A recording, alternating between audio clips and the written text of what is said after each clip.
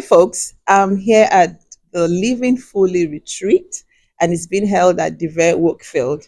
And today I've got three lovely ladies with me, and we're going to be talking about the reality of singlehood, especially as a mature woman or mature lady. And this conversation we're having because I had a conversation a few weeks ago with one of the ladies here, and by the time I finished talking to her, my heart actually went out to single ladies. Not because maybe because not because she's mature, but just because I thought we don't fully, as a married person, I did marry.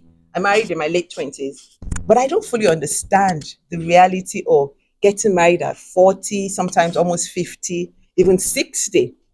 And so I thought, let's have this conversation and find out what it's like being a mature single lady in society today. So let's introduce ourselves first. My name is Bosal Kuter. I'm 55, going to be 56 in a few months' time. But I'll just point that. And I'm not mature. I'm senior level. Hi, my name is Tayo Kowe. Yes, the senior. Yeah, on that. And I'm Shadiola Tunji. I'm 55 and a single mom and single. So I need to ask this: which one do you ladies prefer, mature or senior? I I prefer prefer single. mature. Single. Just single. You don't even want to qualify it. Yeah, I think I prefer the senior level, the upper level, because you don't have to be in your 50s to be mature in your 30s. Okay. But then I think sometimes when you use the word senior, it's like you say senior citizens. You think they're old, and I don't think you're old. Okay, Even so at to 50. qualify that, when we Yes. talk about singles, like in our church setting, for instance, when they say all single people stand up, singles are from age 21.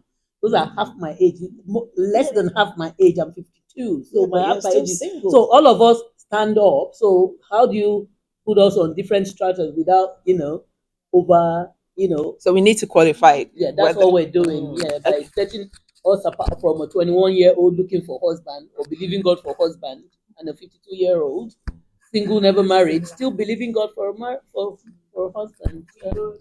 Exactly, yeah. widows. Yeah. So So, you can be a widow looking for a husband. Well, not looking. Believing God for a husband. mhm, Single mom. mhm. Um, Single, never married. single, never married. Okay, fine. So let's start. Divorces, yes, yes, yes. That's one other thing. We've got some other ladies that are behind the scene. You hear their voices, but you will not see their faces. So let's start from you. Start with you, Bosa. What's it like? You're 55. You're you're a career woman. You're doing very well. What's the reality of being a senior? That's the word. You're a senior. Upper level. Oh, upper level. Okay. Upper level single. I guess at the retreat so far, we've listened to a lot of people, and I've realized that actually I've spent the majority of my life on my own, making my own decisions, Right. planning. Um, I mean, my background is I'm first of six children, Okay. so I've always kind of grown up. My mom kind of always gave that responsibility. My baby sister turned 44 and I looked after her. I grew up kind of like she calls me her mini mom. And so I've always sort of had, and besides the siblings, I had lots of extended family. My father he had lots of family. And I just always had people around me. And I love people, but I ended up desperately wanting my own space. I desperately wanted to make my own plans and not have to think of anybody else. That would be a very different reality from other people. Yeah. And one of the reasons why I was so pleased and keen and eager to come to the UK was because I wanted to escape all of that. Because I knew I would come here, I would have to make my own decisions. I wouldn't have to ask anyone. I wouldn't have to think about anybody. I wouldn't have to think about making my bed because Auntie so and so is coming to stay, or this cousin is here going to share with you. So I kind of approached it from a self-centered kind of way, Okay. and not intentionally wanting it to be this long, but it's ended up being this long, which meant that actually I'm now kind of, dare I say, set in my ways. I do like the idea of having companionship. I like the idea of traveling with someone. Idea perhaps balance slightly more of having to make my own choices without having to ask anyone. And I kind of think that's a grace that God is going to have to give me to be able to kind of move on to think of someone else. So it's not that you don't want to get married. It's just what I you think am about this. working on the being available, Right. yeah, to be married, as opposed to actively seeking. Yeah, Right. if that's the Yes, reality. yes, I understand that. Yeah. I understand. So thanks for sharing that, Bosa. Tayo? For me, similar to you, came from a big household of 8 children.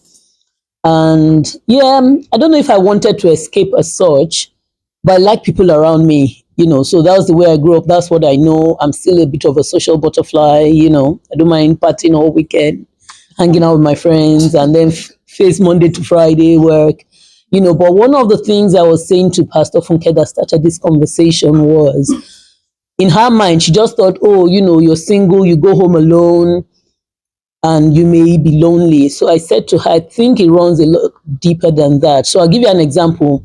Growing up in Nigeria, I had 7 sisters, and I remember I used to be asthmatic. And if I was upstairs lying in bed, my sisters would take it in turn, almost one every hour, will come and check on me. Now I live by myself. I've lived by myself for 27 years, been in the UK now. And if I had even a cold, I'm there by myself. Sometimes they're thinking, even if I die, will anybody know? Not that deep, but you get my drift. If I need to get up and get a drink, there's nobody there to get it for me. I have to get up, even if even if my legs are not going to hold me. If I need to crawl to the kitchen, I'm going to have to do that by myself. So I was saying to her, I said, those are the realities. So as much as even though I enjoy my space, I enjoy my freedom, but that is my everyday reality. And Pastor Funka was saying like, oh, I never thought of it that way. I just used to feel like, Yeah. you never thought I never it was thought that would be like past that. that. And one of the things you said one time as well, Pastor Funke, you said one time Doc went away, and that was your first time of almost like walking a mile in our shoes.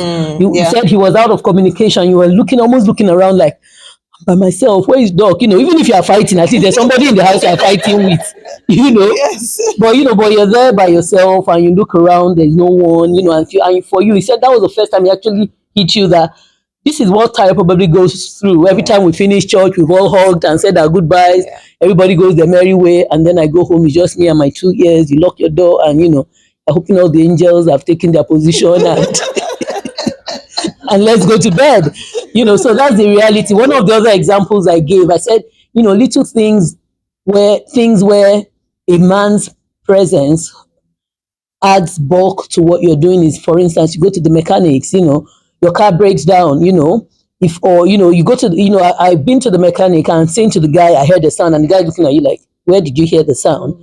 And a man pulls up next to me and says the same, says 5 sentences of what is wrong with this car. Immediately they pop up his bonnet and they're looking for it's almost like what I said is inconsistent, so almost like, do you know what you're saying, And I was saying to Pastor Funke, I said, imagine if my husband was with me. Obviously, I'll get the same attention, that other man got that came after me, So those are the realities. It hits you in those moments, like I'm by myself. If somebody else was with me, maybe, I understand that, Tayo, even though there are times when workmen have come to the house and they ignore me and just focus on my husband. Yeah. Because some men just have that feeling that a woman wouldn't understand anything that's technical.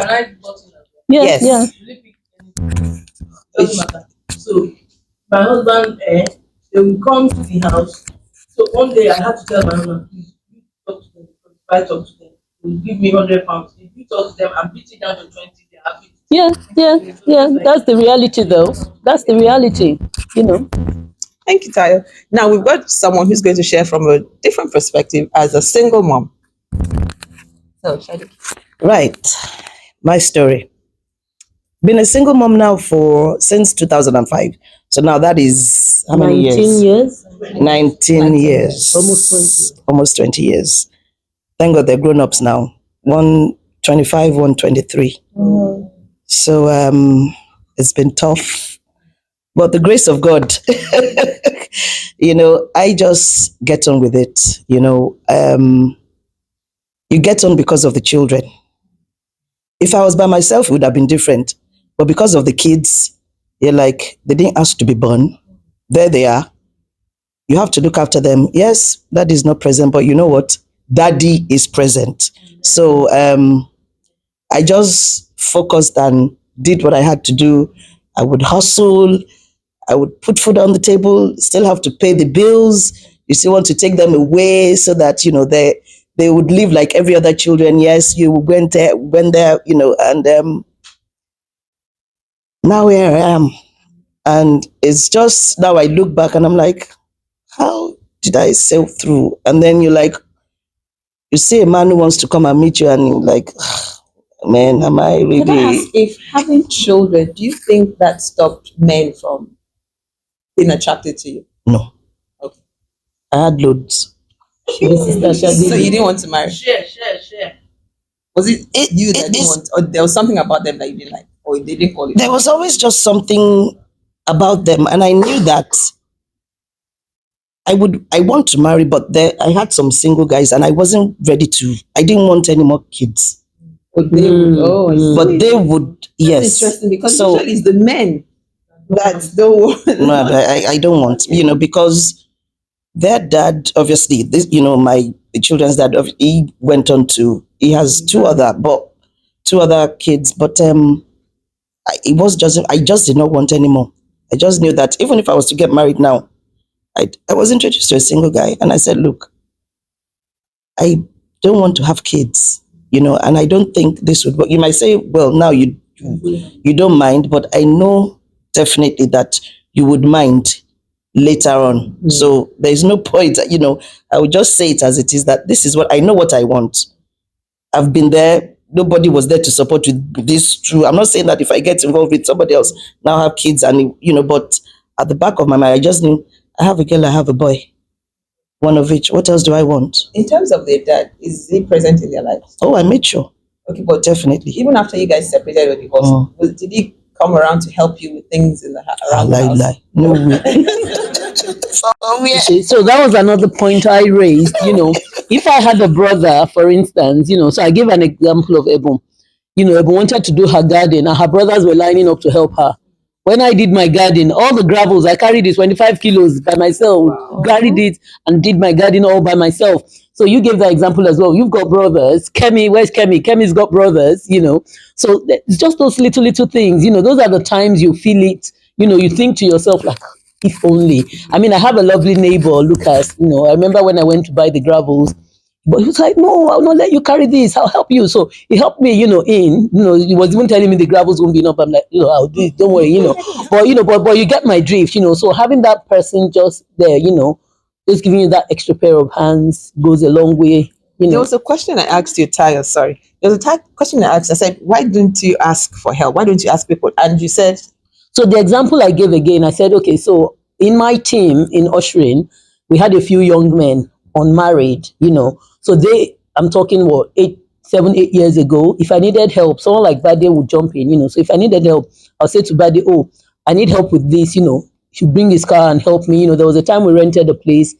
My family members came and we rented the place. So we needed to empty the place.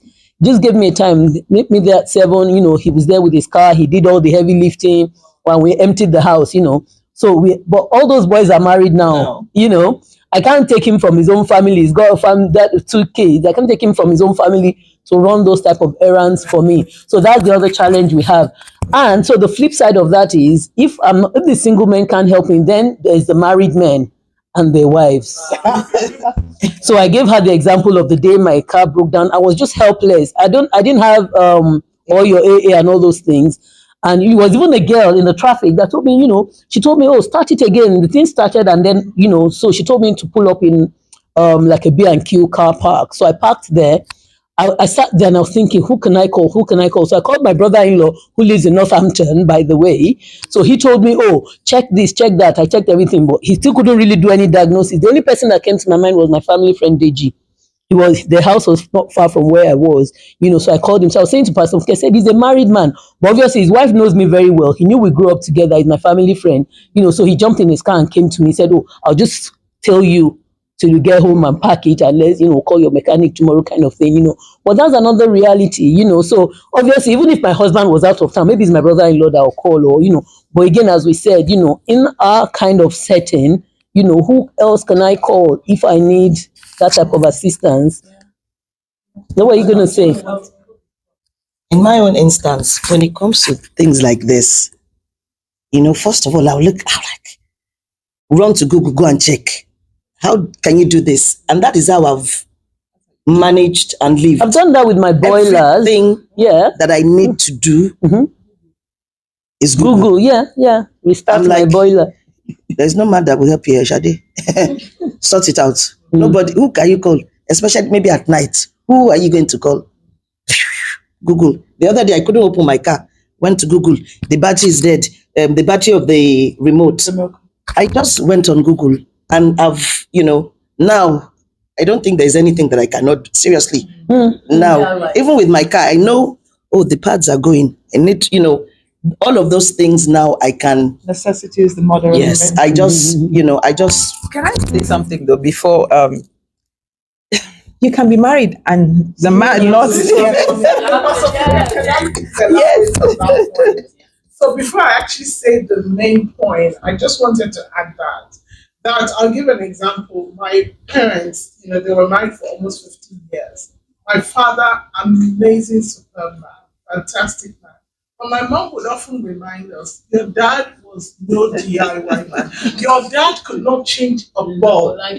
We had to get, obviously, the house help or get somebody, an electrician to come and do it. Did that make him less of a husband? No. Did that mean you didn't have a wonderful childhood? No. Did that mean I wasn't, I didn't have a wonderful marriage? No. But he was not a handy man. Yeah. So we found a way around it. We always got help. We paid for help whenever we need DIY. So I'm trying to say that it doesn't matter whether you are, married, single, or whatever. My mom may as well have lost, when he traveled, because he traveled a lot, my mom didn't have that help, and she didn't miss him in that regard, because she knew she had to call the electrician, call the plumber, call whoever to come and get things sorted around the house. But the main point I wanted to make was that life is all about perspective. And marriage is a beautiful thing. And if anyone desires to get married, absolutely they should go for it and get married. And I'm not suggesting in any way that I'm a woman, I don't need a man. That's not what I'm saying. God created marriage, and God desires for all his children to enjoy all the blessings and benefits he has provided for mankind. And marriage is one of them. So I absolutely want to enjoy that. However, I have learned in life that wherever I find myself, one, to be content, two, to be happy, make my own happiness. I'm not going to wait for any man to come and give me that happiness. And I'm going to make sure I enjoy that season. Because the minute that season goes, the next season that comes, I don't want to keep looking back and think, I wish I had done this, I wish I had done that. I love watching Nollywood, watching movies. Once I get married, if my husband is a footballer or action, there goes my Nollywood. Unless God blesses us with a massive house and we have TV everywhere all around the house. But even then, he might want me to be with him or whatever. So a lot of things I'm doing right now, they're going to go in marriage. And so I've learned to look at life from that perspective. And I appreciate, I'm not trying to bring down, if anyone desires to get married, absolutely they should go for it and get married. And I'm not suggesting in any way that I'm a woman, I don't need a man. That's not what I'm saying. God created marriage, and God desires for all his children to enjoy all the blessings and benefits he has provided for mankind. And marriage is one of them. So I absolutely want to enjoy that. However, I have learned in life that wherever I find myself, one, to be content, two, to be happy, make my own happiness. I'm not going to wait for any man to come and give me that happiness. And I'm going to make sure I enjoy that season. Because the minute that season goes, the next season that comes, I don't want to keep looking back and think, I wish I had done this, I wish I had done that. I love watching Nollywood, watching movies. You know, once I get married, if my husband is a footballer or action, there goes my Nollywood. Yeah. Unless God blesses us with a massive house and we have TV everywhere all around the house. But even then, you know, he might want me to be with him or whatever. So a lot of things I'm doing right now, they're going to go in marriage. And so I've learned to look at life from that perspective. And I appreciate, I'm not trying to bring down others who feel issues like loneliness and other things like that. But I always say that I never So felt are you saying, lonely. I was just going to I've say, never felt lonely my entire adult life. I don't know if that's my personality okay. or if that's just because I have worked around it. For example, you know, I have a lot of work friends. I have friends like here today, you know, that I hang out with and spend time with. So much so that actually I start to crave time by myself. So by the time I've gone to work and had a 9-hour day at work, I don't want to talk to anybody. I don't want to sit in front of a computer. I don't want to go on a video call with anybody. I don't want to chit chat with any friend. I want quiet time. I want the brain to come down and shut down. Right. So that I can rejuvenate for another long day tomorrow. So for me, these are some of the challenges I know I will have in marriage, because in a companionship, your husband might want to chat. But I'm sorry, I don't want to chat. I don't want to be by myself. I want my brain to come down and shut down. I'm not a call and fair and just So how are you going to transition? So if you meet a guy, how are you going to transition? What's your plan? With the grace of God, it's going to be a lot during the courtship. It's going to be a lot of conversation to try and openly show who I am. This is who I am. Is that something you think you can handle and deal with? I'm believing God that God will bring me a man who's not a talkative either. I don't want to be talking. Talking for me is not. I know a lot of men just assume every woman wants to talk. And you hear that even from the pulpit a lot. People say, "Oh, women want to talk." I'm like, no, which one? definitely not this woman. I don't want to talk. I don't want to talk. I want to be left alone. So it's going to answer your question, Ty, it's going to be about communicating, showing who I really am, and letting him make that decision. Do you want to be with this kind of woman? Because I may not be that kind of woman who you want to be with. So I think for me, the moral is, yes, there are serious realities, some of which you've all explained and opened our eyes to about being single, but there's so many beautiful, amazing things about being single. Balance. I can get it. The other day I have one or two things that I indulge in. One of it, my close friends will tell you, I love traveling business class. Yeah. It's one of the ways I treat myself. So I prefer, if I don't travel, I just travel 3 or 4 times a year. I don't need to be going. But it has to be. There's just something amazing about it. If I get married, even to go economy may be an issue. But this one, business class, I don't even ask anybody. I just, book my ticket. I use my air miles to upgrade. I treat myself. So these are some of the things I love about being single, that I know that, in marriage, I may or may not be able to enjoy. Talking about traveling business class, a friend of mine who, again, used to travel business class all the time, but the person she was going to get married to was not that well off. So her father now said to her that, look, you better start flying economy so you get used to flying in economy. So she remember the first time she said, I've learned one thing or two things. One, Louis Vuitton hand luggage does not go in economy. And then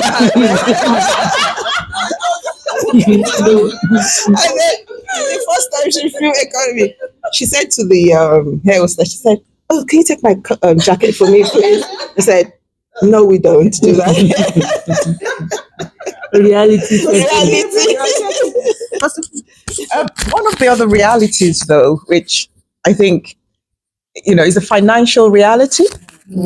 And particularly now in the current climate, so it's one salary, it's one of everything coming in, and maybe going out, but then it's still your house or your flat, whether it's 1, 2, 3, 4 people, the mortgage has to be paid or the rent has to be paid. You get a 25% discount on council tax if you live alone. That's not 50% discount.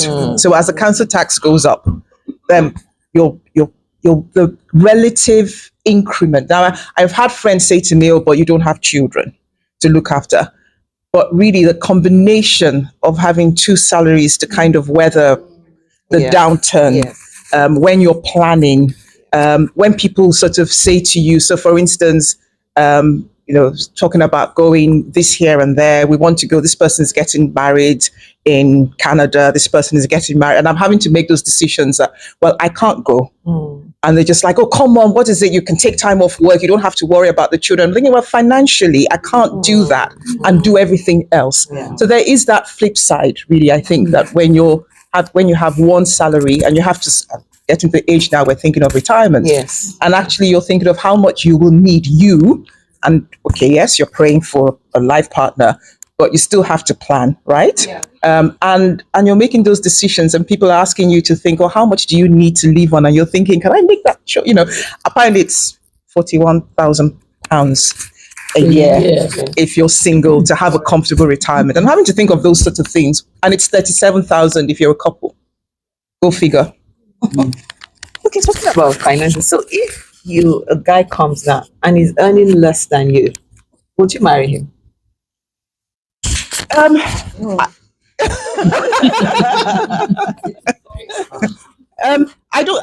would like to think that I would.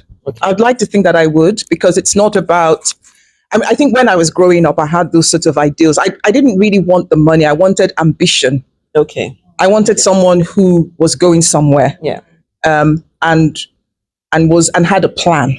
And I had lots of people around me that didn't have a plan. They had ambition, but no plans, no concrete plans of how, it was all talk of how they were going to get there. And it was clear from their lifestyle and the way they were looking at life that, that may be where you want to go, but I can't see you getting there.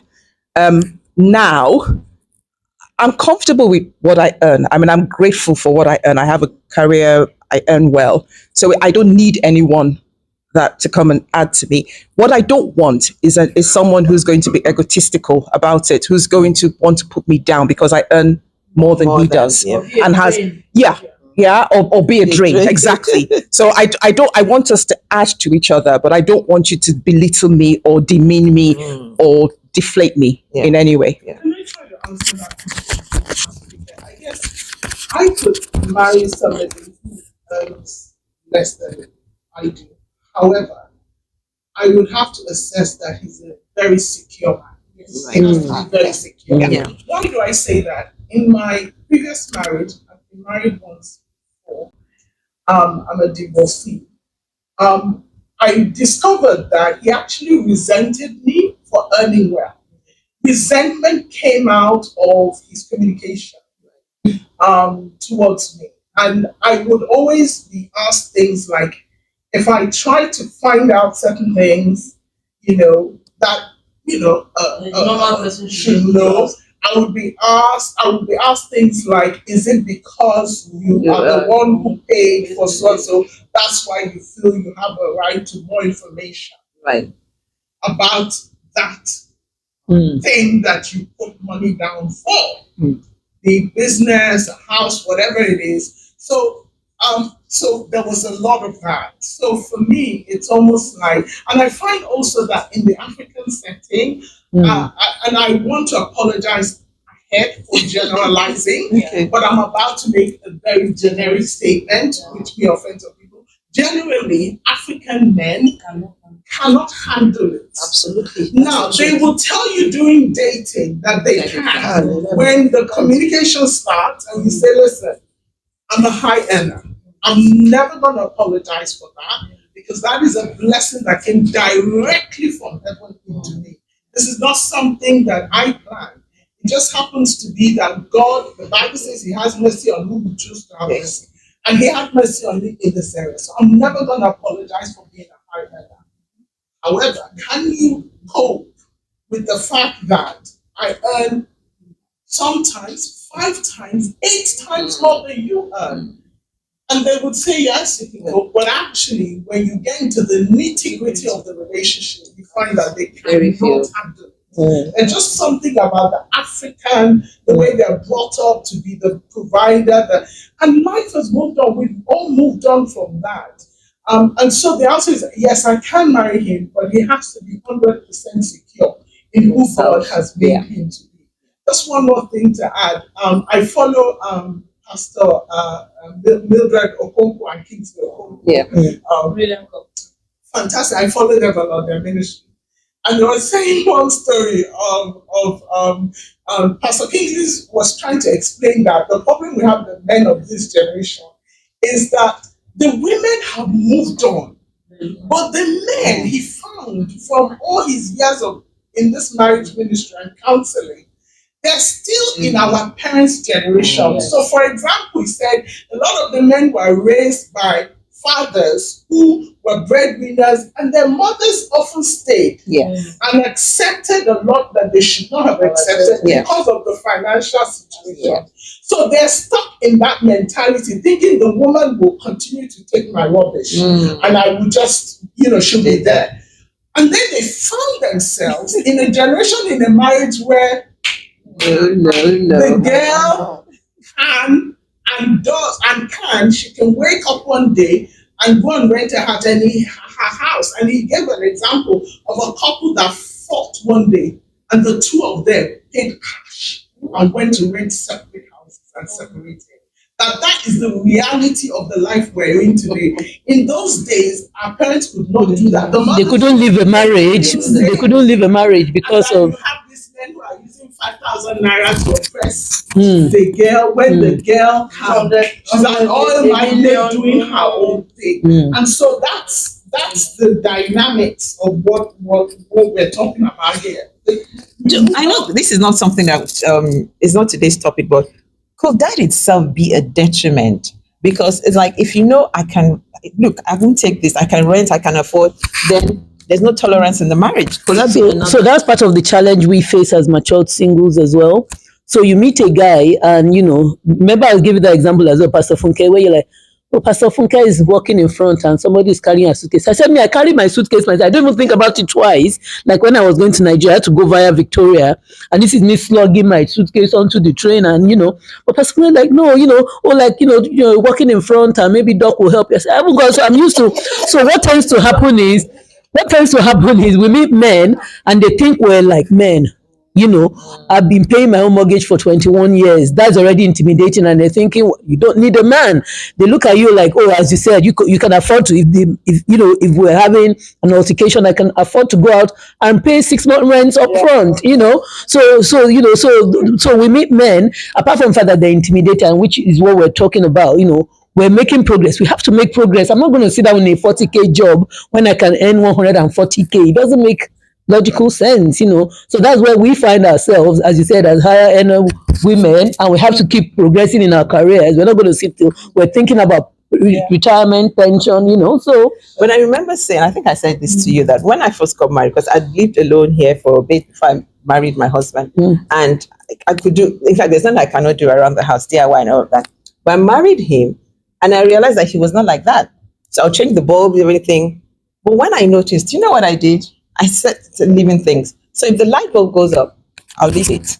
And I was like, this light bulb has gone. I was like, yes, it has gone. And I'll leave it. Then after a while, he would change it. And then I noticed that because I was now not doing it, he started doing it. So now he does all the things. Yeah. But sometimes, because we'll be doing it for such a long time, we just naturally step into the role. So one of the things I said to you, Pastor Funke, I said, well, the part of the I wouldn't call it a challenge, but those are the adjustments we're going to have to make as matured singles.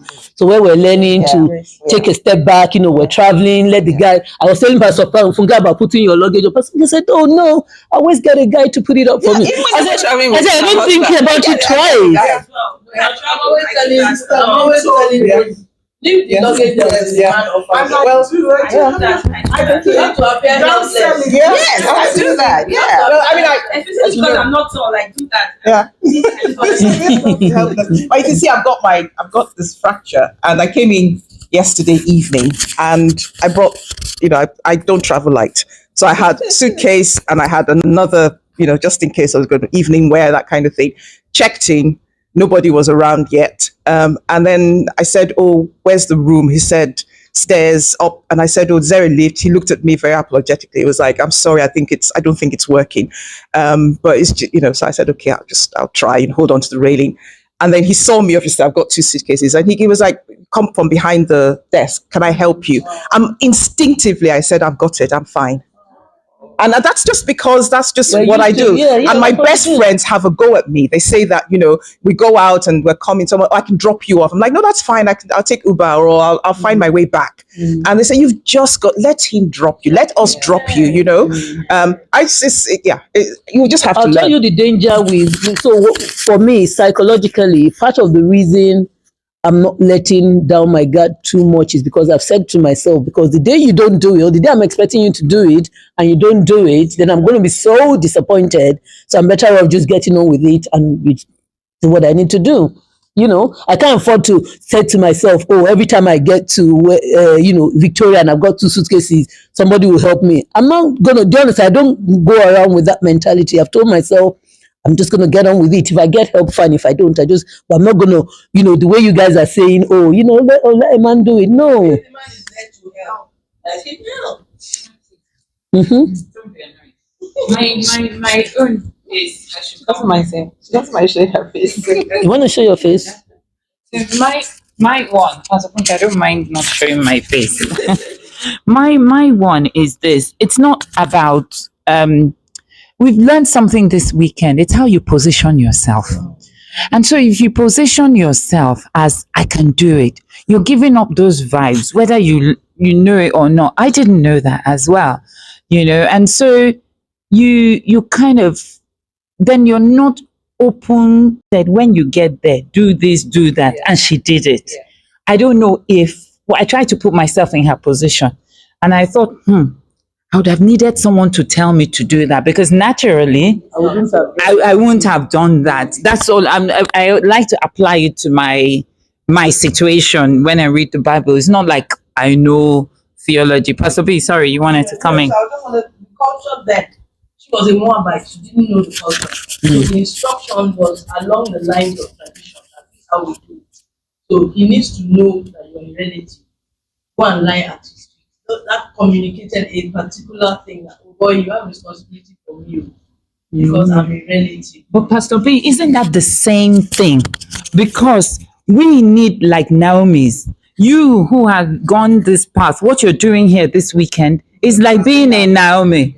So you're saying to the older singles, the mature singles, "Oh girl," the same thing that you shared about, your experience in being in the blended marriage.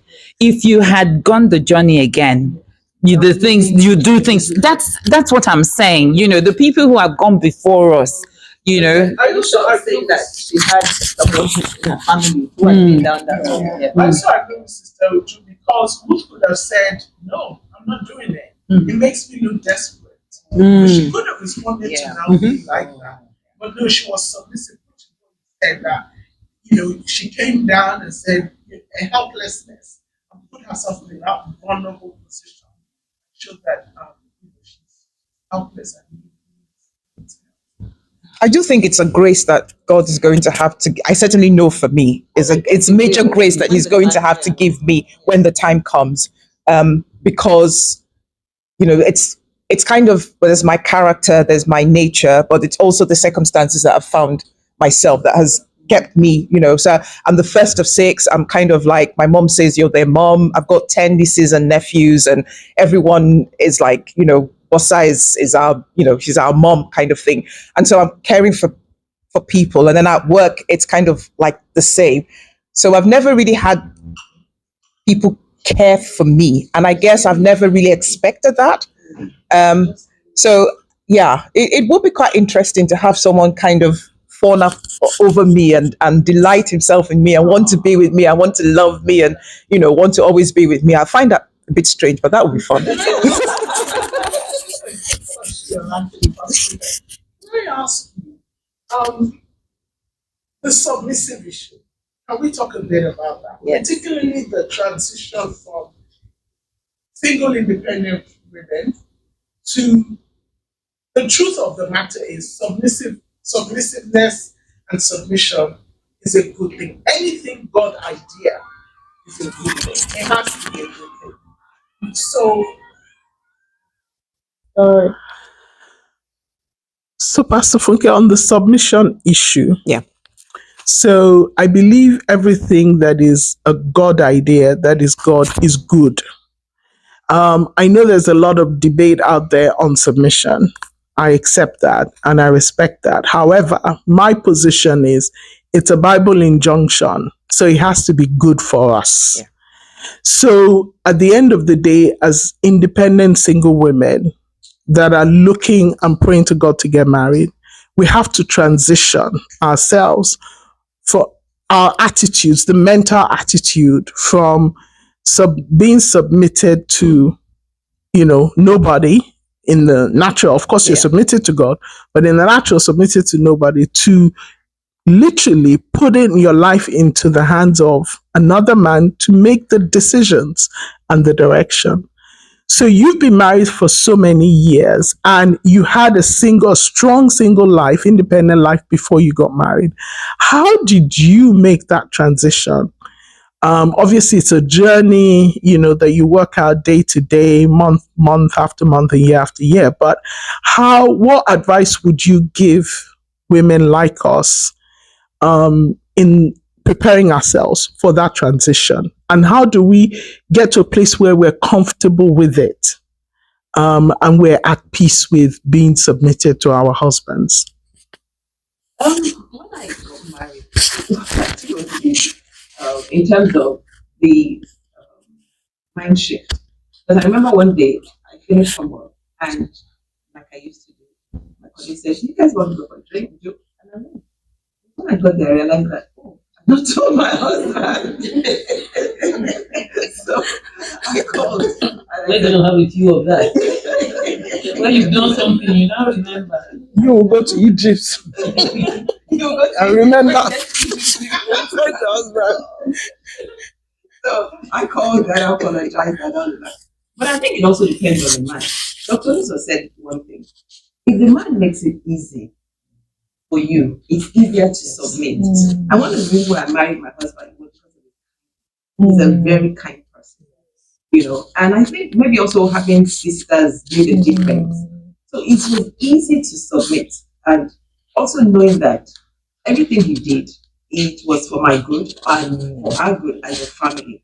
So for me, it wasn't a struggle. It was like, apart from that incident, maybe one or two other times where I forgot to tell him I was going to do something, I don't think I actually had any problem submitting to him.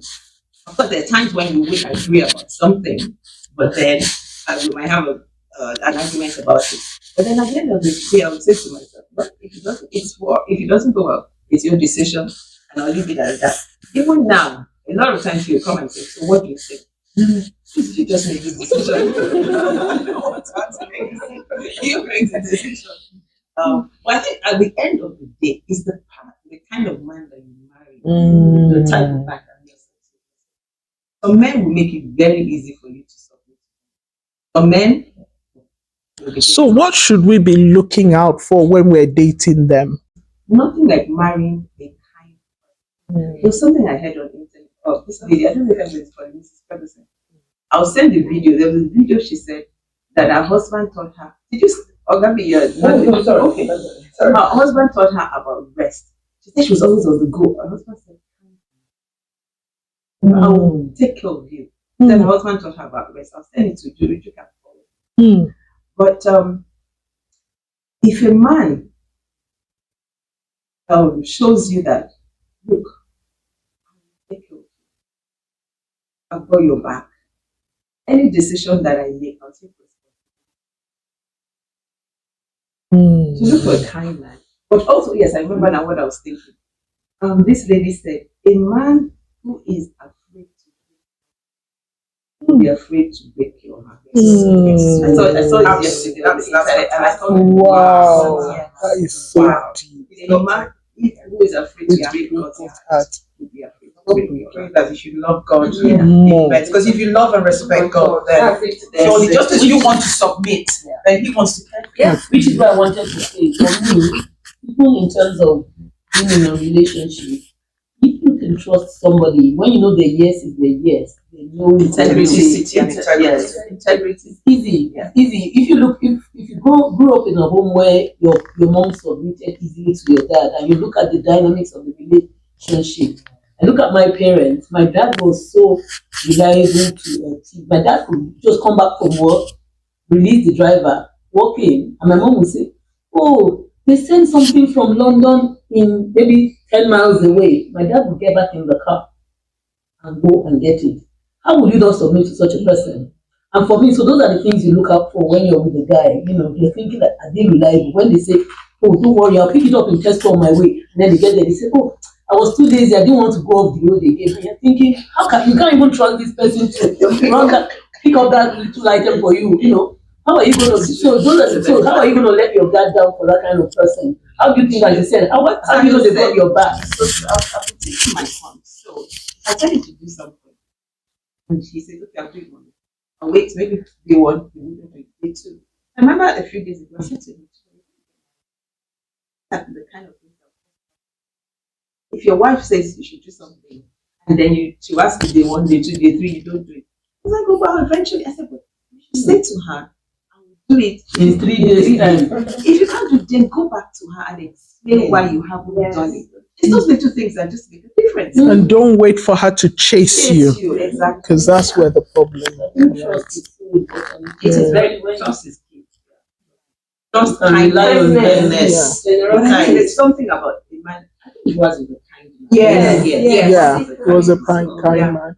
And Pastor Funke, what about baggages? So, for example, now there's a baggage I have from my history and my past. I married a man who abused me financially. So for now, I have a trust issue financially. I might be able to trust him to go out with my friends, and know nothing will happen. So I can trust him there sexually, I can trust him. But when it comes to finances, I might be a bit, because of my baggage, my past baggage. How, again, as a single person, do I transition myself? Of course, prayer and allowing God to heal you, all those things, practical things that I can do to transition myself out to now be able to give a man money like. As you were speaking, I thought of this. The same way man says, testing one in little things. That's the way I feel. That even to be wise means try him with something little that will not make a big difference. And then if you pass that test, you go on to the next thing. That's the practical thing. But the truth is that you may not want wise. Yeah, we really trust that. It's only try and of course pray and all that. Try. Don't be open. Be open here. Yeah. Don't have that attitude. All men are, of course, not all men are like that. Yeah. Especially if a man knows that she earns well, he might come and try and show you all the good bits at the beginning, not knowing that maybe he's stealing. But that's how you have to do it. And there are lots of scammers out there. I mean, I guess for me, if I summed it up, is I've recently begun to understand that actually, about seasons of life, and my singlehood, as long as it has been, is for a season. But that there's just so much more. I never used to think about getting old and what life was older people. Now I look and I think, oh my God, that would me 10 years time. Wow, will I look that good? Will I still be so active? Will I still have so much to do and so much to be doing? Rather than, because we used to put limitations with age. I don't know about you, I did. I kind of thought, okay, I would have done X, Y, Z by this year and then done this and got married and had my 3.2 children by this time and all of that. And the latest talk in my at work now is about around one of my children's friends is about to turn 60. So it's all about retirement and stuff. But actually, 80 to your 85. One of my best friend's dad is 96, and uncle travels and is so, it's there. And I'm thinking, I've got another season. I've got many more seasons in front of me. And it's not looking back. It's just that excitement now. I am who I am, my experiences and all of that. But there's a lot to look forward to by the grace of God. So, with grace and His provision, there will be the matures, married group. For me, it's like the matter stage where now, if it happens, if not, life is good. I'm enjoying every bit of it. I've enjoyed my life. I've enjoyed my journey so far. I've not, I've not regretted any decision that I've made for myself, the children, and then life is, I just take it as it comes. Just live life and just enjoy it. Live life, yes, I mean, yes, because I'm a happy person. In my relationship, then I was not happy, and I thought I can't live like this. I have not been, I didn't grow up in a family where there was not love. My dad was very playful, and so am I. My mom was just a calm woman. Everything. But I grew up in a family of. I got 5 other siblings, and we're close, tight. So being in that kind of relationship, I'm like, why do in a relationship with somebody who doesn't want to talk and die.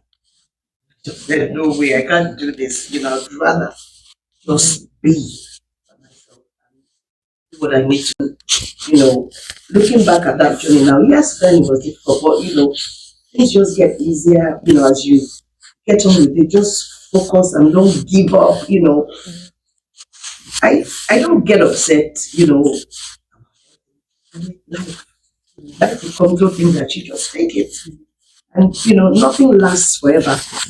Then it's just yes, and I'm just so now.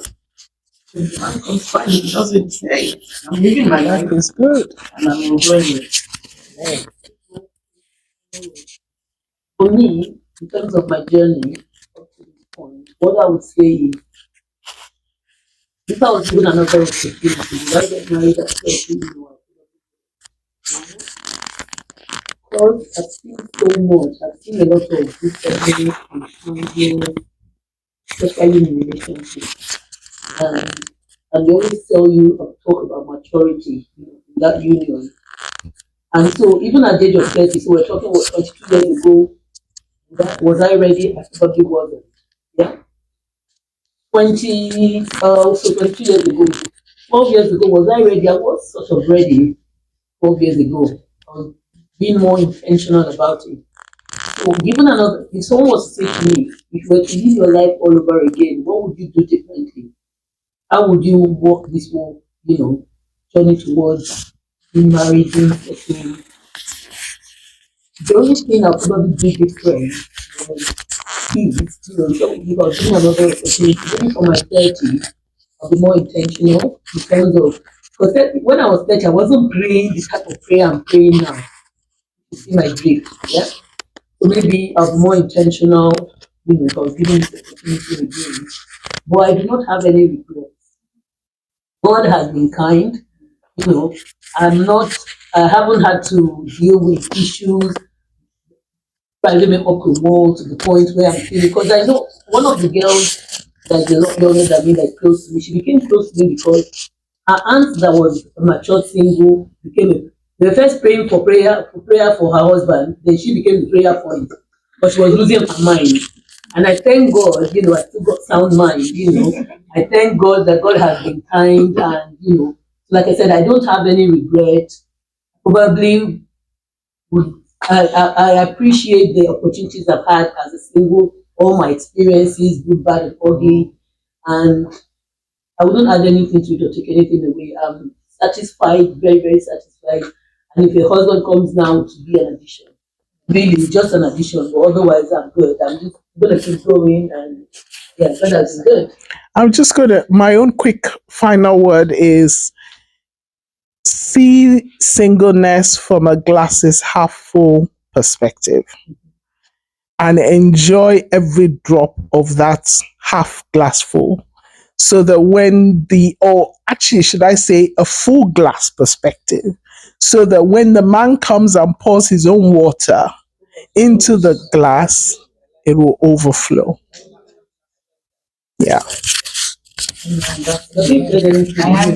I have one. Well, when I think about, like, I'm not saying that the Bible says that all people agree, but I say to myself, and I say to quite a few, um, specifically, I'm talking about some of the that I live my life, that I didn't have to get to 40. There was a lot of lack of wisdom that religion grew. And that's the truth. I'm not trying to be funny. The time when we should have been positioning ourselves and important was being intentional. It's not activated because the Holy Spirit is there for us. We didn't have the money that we have for, and maybe it's because the people in church who just didn't know what three people are getting on the life or we're not to get on our life as well. I still know that. I think that a while ago. The only thing that they call people when am I go to work Monday to Thursday. When am I supposed to mingle? When am I supposed to see or meet or network? Individual now. You'll be using one eye to pray.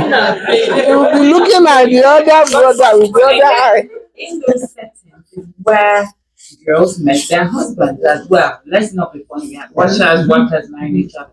But the truth is that you're getting to a certain age, because you're always there's this thing. Yes, you say, my name was, and then who will turn up? The single girls, not just the single girls, because of course, then in church to serve, it's the single girls because the married ones are just having children and then they're getting on, they have to be at home. But yes, there's a season for everything. But the truth is, I'm just saying to myself personally, for me and for quite a lot of young ladies that I talk to, that a lot of religion that was not balanced. But we had good intention. And that's why God causes all things to work together for good. So I'm not trying to say it's an accusation, but I'm just saying that had I walked that journey again, I would have done things differently. More intentional. I would have been more intentional. By the time I started praying the kind of prayer I started praying at 39, I've been praying it at 28 or 29, if that makes sense. I just thought, I'm serving God, the man will come. I'll be found in the house of Also, the church made us feel that way as well. The church made us feel that way. They said to you, you're single for such a time as this. And then you're the ones carrying the church, clearing the church. The married women have gone home to their husband and saying, you are single for such a time as this. You can't have children. They don't for the married couple this. I'm not, but on the serious to say position yourself. Well, you're serving in the house of the Lord. But I don't think it was just only, it wasn't just being in church every day. Yeah. I literally interpreted it as But can I ask, Sister Uju, how then do you balance intentionality with lack of dignity? Because for me, it's a very thin line. Let me explain what I mean. Position yourself. But for me, this marriage thing, I beg God, it has to come with dignity. I'm not going to lose my dignity as a woman to get married. I need it to be a dignified process. I'm not saying I'm putting myself in a box or putting God in a box. I'm happy to meet him on the tube. I'm happy to meet him at the garden show. I'm happy to meet him in the museum. I'm happy to meet him anywhere. I could even be emptying my refuge, whatever, and he walks out. I don't mind. But there has to be some dignity in this thing. And I feel our generation is modeling intentionality with dignity. When you see women running after the men and they're over positioning, they're too much out there. Even as a woman, you feel you are in my face. In this, I want a man thing. You are in my face. So how much more the men? There is no dignity in this thing. This thing you are doing, this I'm intentional, I must get a husband. Where is that line? You're right about that. But the thing about it, that in being intentional, that you're not on it. It's what you're doing now is you're living your life. You're opening yourself up to be found, and you're taking advantage of opportunities. It's in your mind. Let me ask you something. When you're going for a job interview, or you have created a career path, you're intentional about where you want to be. It's the same thing, and you're being dignified about it. We're not saying go and stand by the roadside or get up on Friday to go to the bar when you don't want to go to the bar. You understand what I mean? It's not. You almost said something else. You said a closed mouth is not fed. Closed mouth is a closed destiny. But the first place that we have to be intentional was that a lot of that period when I was serving, I was talking about it's more like, serving God. God will bring us the husband, But it's a plan. Like when you're going for a job, the kind of careers you want, there's a plan, there's a mapping, there's a visioning, there's a preparation, and then God puts the opportunity at the end of the day. I didn't say you have to go. In the Bible, it doesn't say that the woman found. So that one of being undignified is trying to find. That's not your assignment. That's not the assignment. It's not if you want to be undignified to God. Yeah, exactly. Exactly. Exactly. I wasn't even undignified to God. I was too tush with God. Oh Lord, you're going to get me the right hand. Does he not take care of the sparrows and before I entered my closet to say, Lord, it's you and I in this matter. I talked about it. You also get married. Next thing is married. At the end of it. But when I became very intentional, thinking about when I concerned married, but then again, then living your life fully, being authentic, being yourself. And in this season, I think it's so key that we say people. The other day I was reading, I got sent to the spies that he sent out, and they came back and gave the 10 spies they gave me. God said, I'm going to.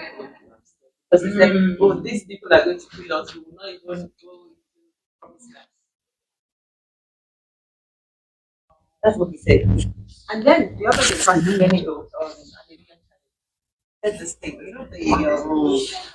bit where it says, I can't remember the scripture, where it says Jesus saw the disciples, the storm, and they were distressed. And he said, and he was going to walk past them until they cried out for help. So she said, it wasn't as if Jesus couldn't save them, but he wanted them to speak and say, help, we need you. I need you. So in this season, whatever you want, you better speak it, say it, declare it, decree it, and it will come. Amen. And on that note, thank you so much, ladies. I appreciate Gosam, Tayo, and now our audience, chat show audience, and our multimedia.